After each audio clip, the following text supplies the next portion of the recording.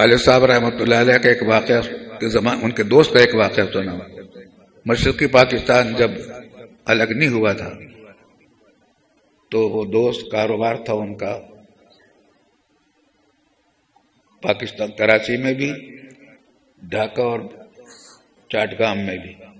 ان کا آنا جانا رہتا تھا پی آئی اے سے. اس زمانے میں پی آئی اے کی پرواز 5-6 گھنٹے کی ہوتی تھی، کراچی سے ڈھاکہ تک تھی. تو یہ فرسٹ کلاس کے مسافر ہوتے تھے. اس زمانے میں اکنامی کلاس میں شراب مفت دی جاتی تھی، بلکہ پیسوں سے دی جاتی تھی، اور فرسٹ کلاس کے مسافروں کو پیسوں سے دی جاتی تھی. شراب کی بندش نہیں تھی. ایک بات میں آپ کو جملہ معترضہ کے طور پر کہہ دوں، شراب کو بند کیا عبدالفقار علی بھٹو نے. ان سے ہمارے بہت اختلافات رہے ہیں، لیکن ان کا یہ بھی حق ہے کہ ان کی کوئی بات اچھی تھی تو اس کا بھی ذکر کیا جائے. انہوں نے کئی بہت سارے کام بڑے اچھے بھی کیے ہیں. جہاں ہم ان کی برائیوں کا ذکر کریں گے اگر کبھی تو ان اچھائیوں کا بھی ذکر کریں. 73 کا دستور بھی اسی کی کوشش ہے. قادیانیوں کو غیر مسلم اقلیت قرار دینا بھی اسی کا کارنامہ ہے. وہ آئی سی قائم کرنا بھی اسی کا کارنامہ ہے. اور شراب کی بندش بھی اسی کا کارنامہ ہے. جوا کی بندش بھی اسی کا کارنامہ ہے. تو شراب کو بندش کی.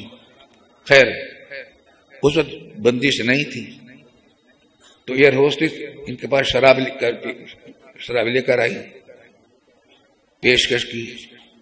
تو والد صاحب کے جو دوست تھے، یہ فرسٹ کلاس جو مسافر تھے، ان کے پاس بھی آئی تو انہوں نے معذرت کر لی.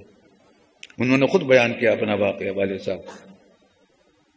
پھر دوسری آئی تھوڑی دیر کے بعد میں، اس نے بھی پیشکش کی تو اس کو بھی انکار کر دیا.